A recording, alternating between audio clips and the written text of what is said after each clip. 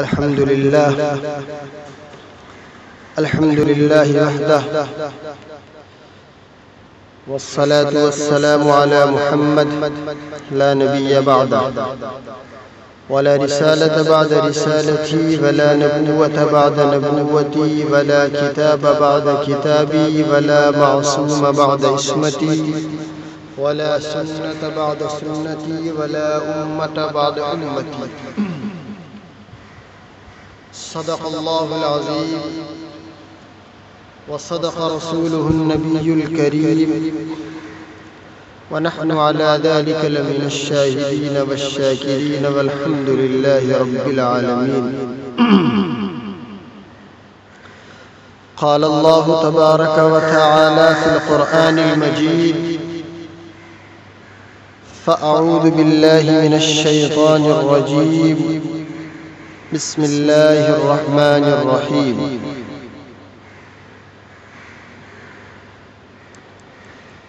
يا أيها الذين آمنوا إن تتقوا الله يجعل لكم فرقانا ويكفر عنكم سيئاتكم. صدق اللہ العظیم. میرے محترم بزرگوں، دینی اور ایمانی بھائیوں، پس پردہ میری آواز کو سننے والی میری ماں و بہنوں، سورہ انفال کی ایک آیت کریمہ میں نے تلاوت کی. اللہ تعالیٰ ایمان والوں سے مخاطب ہے اور فرماتا ہے کہ یا ایہا الذین آمنو،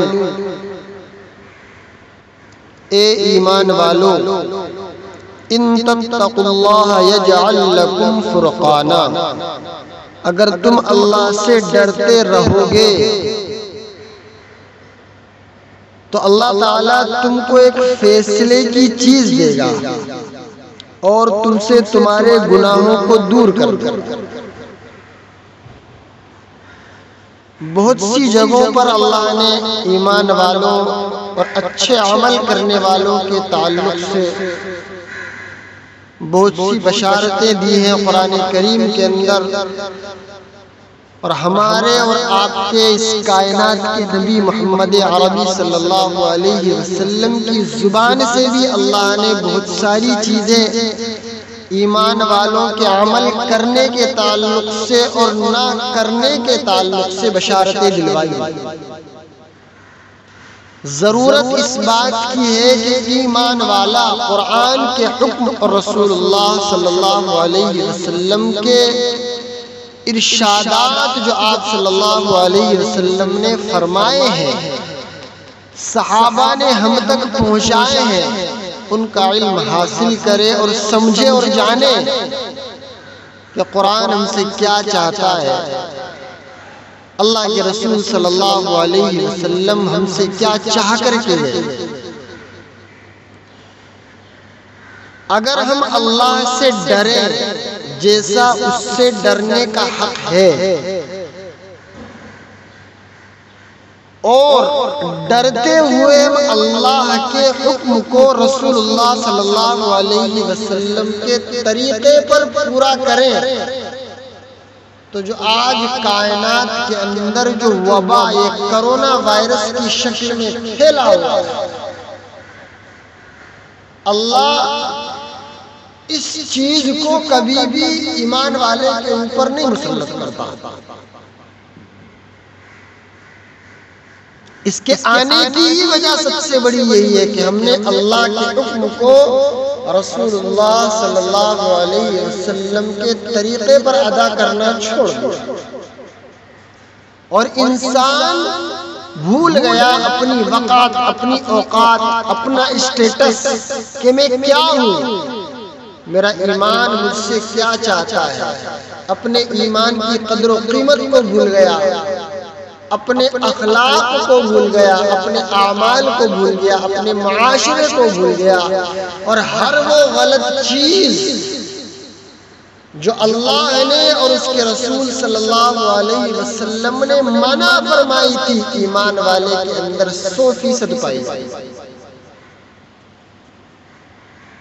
آپ مشاہدہ کر لو، روڈ پہ چلنے والا ایک ایمان والا اپنے آپ کو ایمان والا نظر نہیں آتا۔ ایک مثال دیتا ہوں، ہمارے اور آپ کے گھروں کے اندر جو کیلنڈر ہوتا ہے، تاریخ کا کیلنڈر، جو کاغذ کا کیلنڈر ہوتا ہے جو ہم دیواروں پر لٹکاتے ہیں، کبھی آپ نے اس کیلنڈر کو بولتے ہوئے سنا ہے؟ کبھی اس کیلنڈر کو چیختے اور چلاتے ہوئے دیکھا ہے کہ نہیں بھئی آج 22 اپریل ہے، 22 اپریل 2020 ہے، مان لو 22 اپریل 2020 ہے، بدھ کا دن ہے؟ چلاتا ہے کبھی کیلنڈر؟ بولتا ہے 22 اپریل 2020 بدھ کا دن ہے؟ سنا آپ نے کبھی؟ آپ کے گھروں کا کیلنڈر بولتا ہے؟ میرے گھر کا تو نہیں بولتا، جس مسجد میں امامت کرتا ہوں اس کا بھی کیلنڈر نہیں بولتا۔ اس کیلنڈر کے اندر وہ تاریخ نظر آتی ہے کہ آج 22 اپریل 2020 بدھ کا دن ہے۔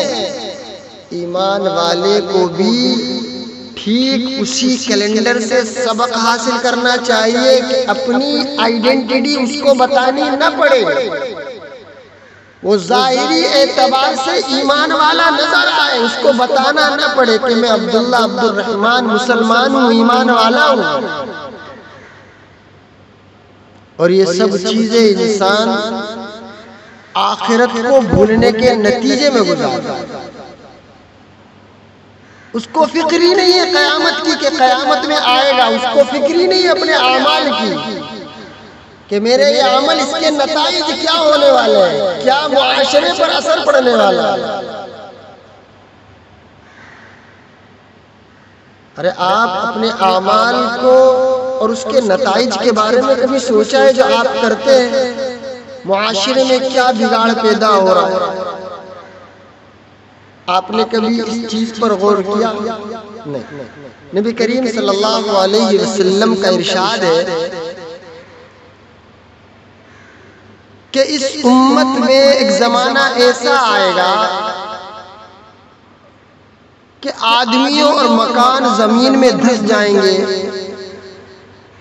آدمیوں کے چہرے عجیب طریقے کے ہو جائیں گے، آسمانوں سے تباہی اور پتھر برسیں گے۔ اللہ کے رسول صلی اللہ علیہ وسلم سے سوال کیا گیا کہ یا اللہ کے رسول، کیا ہم اس حالت میں بھی ہلاک ہو سکتے ہیں جب ہم میں صلحاء موجود ہوں گے؟ فرمایا ہاں کیوں نہیں، جب خباثت کی کثرت ہو جائے گی، غلط کاری زیادہ ہونے لگے گی، نیکیوں کے مقابلے میں برائیاں زیادہ کی جانے لگیں گی۔ فرمایا جب میری امت اپنے علماء سے بغض رکھنے اور بازاروں کی تعمیر کو نمایاں کرنے لگے اور مال جمع کرنے لگے اور مال نکاح پر زیادہ خرچ کرنے لگے تو اللہ ان پر 4 چیزوں کو مسلط کر دے گا۔ ایک قہر، حکمرانوں کا ظلم، حکام کی خیانت، دشمنوں کا حملہ۔ آج آپ اس حدیث کا پورا مشاہدہ کر لیں کہ نبی صلی اللہ علیہ وسلم نے جو ارشاد فرمایا تھا، اور ایک جگہ ارشاد فرمایا کہ زمین اپنے اندر سے ستونوں کی طرح سونے چاندی کے ٹکڑے اگل دے گی، جس کی وجہ سے مال بے قیمت ہو جائے گا۔ یہ زمانہ بھی جلدی آنے والا ہے میرے محترم بزرگوں اور دوستوں، اللہ رحم کرے۔ قیامت کی جو نشانیاں ہیں وہ رفتہ رفتہ، یہ دجالی فتنے، یہ ساری چیزیں دھیرے دھیرے ظاہر ہو رہی ہیں۔ بس انسان کوشش یہ کرے کہ ان چیزوں میں میرا کم سے کم کیا لگ سکتا ہے، گناہ کے اعتبار سے، اعمال کے اعتبار سے میں کیا کر رہا ہوں، کتنا اپنے رب کو منانے کی کوشش کر رہا ہوں، میں کس ٹریک پر ہوں، میں جنت والے ٹریک پر ہوں، میں جہنم والے ٹریک پر ہوں، میں اچھائی والے راستے پر ہوں یا میں برائی والے راستے پر۔ غور کریں میرے محترم بزرگ اور دوستو، اللہ نے ہر ایک کو عقل سلیم دی، اچھا دل دیا ہے، اس چیز کو میرے محترم بزرگوں اور دوستو اپنی زندگی میں بار بار چیک کرتا رہے کہ میرا یہ عمل مجھے اللہ کے قریب کرنے والا ہے یا اللہ سے دور کرنے والا ہے۔ آیا میں اس عمل کو کرنے کے بعد اللہ کے قریب جاؤں گا کہ اللہ سے دور جاؤں گا؟ میرے محترم بزرگوں اور دوستو، انسان کا ایک نہ ایک دن دنیا سے جانا یقینی ہے۔ انسان کو ایک دن اس دنیا سے رخصت ہونا ہے اور اپنے کیے کا پورا حساب دینا پڑے گا۔ ہر ایک چیز کا، چاہے وہ اچھا کیا ہو چاہے وہ برا کیا ہے، اللہ کے یہاں اس کا ہر ایک عمل نوٹ ہو۔ فَمَن يَعْمَلْ مِثْقَالَ ذَرَّةٍ خَيْرًا يَرَهُ وَمَن يَعْمَلْ مِثْقَالَ ذَرَّةٍ شَرًّا يَرَهُ۔ ہر چھوٹے سے چھوٹا عمل جو آپ نے خیر کا کیا ہے وہ اللہ کے یہاں محفوظ ہے، اور ہر وہ برا عمل جو آپ نے بڑے سے بڑا چھوٹے سے چھوٹا کیا ہے وہ اللہ کے یہاں محفوظ ہے۔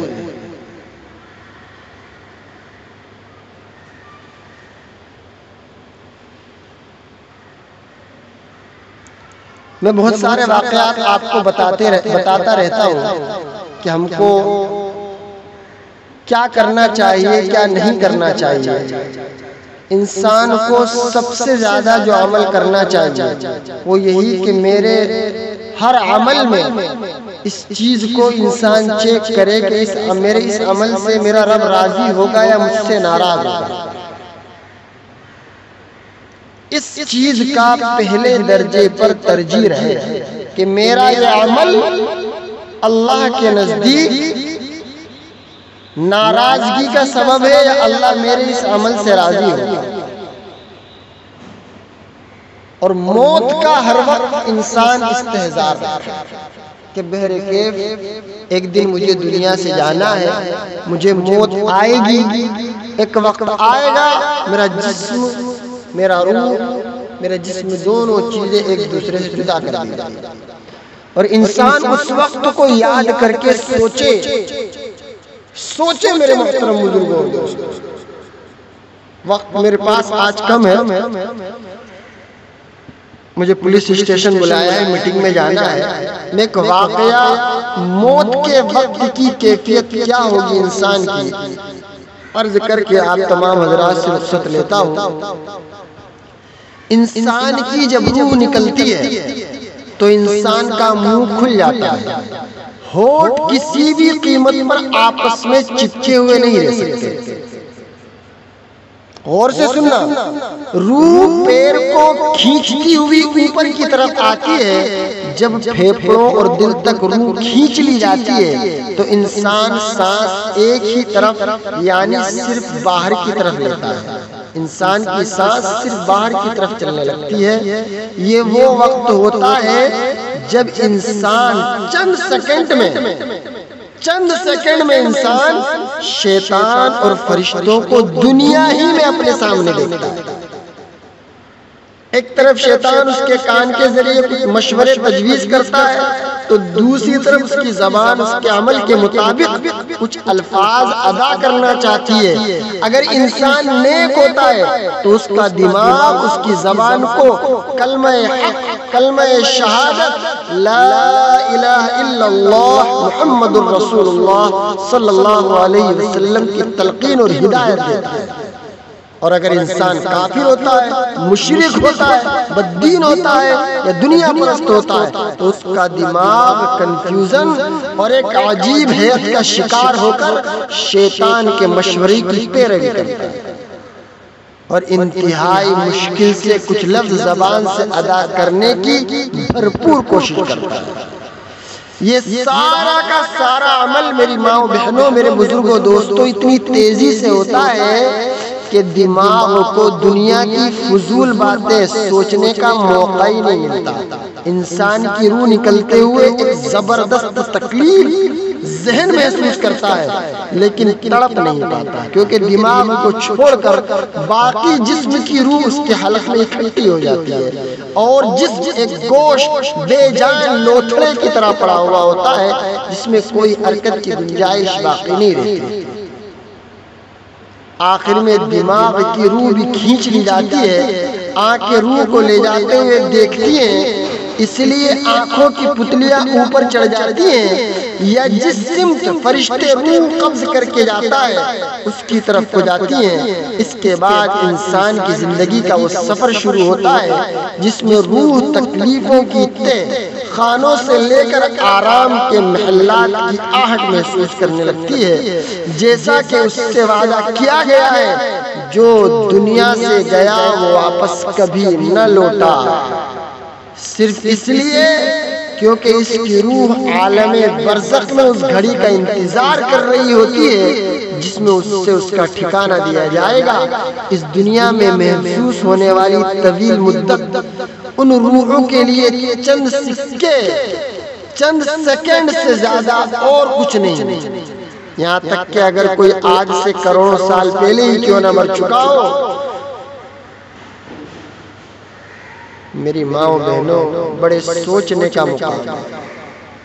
مومن کی جو روح ہوتی ہے وہ اس طرح کھینچ لی جاتی ہے جیسے آٹے میں سے بال نکالا جاتا ہے، اور گناہگار کی روح خاردار کانٹوں دار جو درخت ہوتا ہے اس پر ایک سوتی کپڑا ڈال دیا جائے پھر اس کو کھینچا جائے۔ اللہ تعالیٰ میرے محترم بزرگوں اور دوستوں، ہم سب کو موت کے وقت کلمہ طیبہ نصیب فرما کر، آسانی کے ساتھ روح قبض فرما کر، اور نبی صلی اللہ علیہ وسلم کا دیدار نصیب فرما۔ یہ سب کب ہوگا؟ کب ہوگا؟ جب میرے محترم بزرگوں اور دوستوں، میری ماں و بہنوں، ہم نے اپنی زندگی گناہوں سے پاک گزاری ہوگی، تقوی والی زندگی گزاری ہوگی۔ تقوی کا زندگی پر بڑا اثر ہے، اور انسان کا سب سے قیمتی زیور تقوی ہے۔ انسان بڑا ہی دولت مند اور حیثیت اور وقار کا مالک ہے، لیکن وہ لا الہ الا اللہ محمد الرسول اللہ کا اقرار نہیں کرتا، تو جس طرح اس کی دولت مندی، اس کی حیثیت، اس کا وقار، اس کا جاہ و جلال، اس کی شان اور شوکت کسی کام کی نہیں۔ بالکل اسی طرح اگر کوئی لا الہ الا اللہ محمد الرسول اللہ صلی اللہ علیہ وسلم کا اقرار کرتا ہے لیکن اس کے دل میں تقوی کی خوشبو نہیں ہے، اس کے اندر تقوی کی روشنی نہیں جگمگاتی ہے، تو اس کے من میں خدا ترسی کا جذبہ نہیں ہے، تو وہ بھی اللہ کی نظر میں قابل احترام نہیں ہے۔ میری ماں و بہنوں، میرے بھائیوں، بزرگوں اور دوستوں، اگر ہم چاہتے ہیں کہ اللہ ہماری زندگی کو موت کے بعد والی جو زندگی ہے اللہ اس کو پرسکون گزارے اور ہمیں موت کی سختی سے ہماری حفاظت فرمائے، تو ہمیں اپنی زندگی کے اندر اللہ کا حکم رسول اللہ صلی اللہ علیہ وسلم کے طریقے پر لانا پڑے گا۔ اپنی زندگی کو اللہ کے حکم اور نبی صلی اللہ علیہ وسلم کے طریقے پر گزارنا پڑے گی۔ اگر میرے محترم بزرگوں اور دوستوں، میری ماں و بہنوں، اگر ہم ایسا نہیں کرتے ہیں، ایسا نہیں کرتے ہیں، نعوذ باللہ نعوذ باللہ، تو ہمارے لیے موت سے لے کر آخرت کے جو منازل ہیں وہ نہایت ہی پشیمانی کا باعث بنیں گے۔ دعا کریں اللہ ہم تمام کو عمل صالح کرنے کی توفیق عطا فرمائے، رب کو راضی کرنے کی توفیق عطا فرمائے، رب کے بتائے ہوئے حکموں کو نبی صلی اللہ علیہ وسلم کے طریقوں پر پورا کرنے کی توفیق عطا فرمائے۔ آمین ثم آمین، وآخر دعوانا ان الحمد للہ رب العالمین۔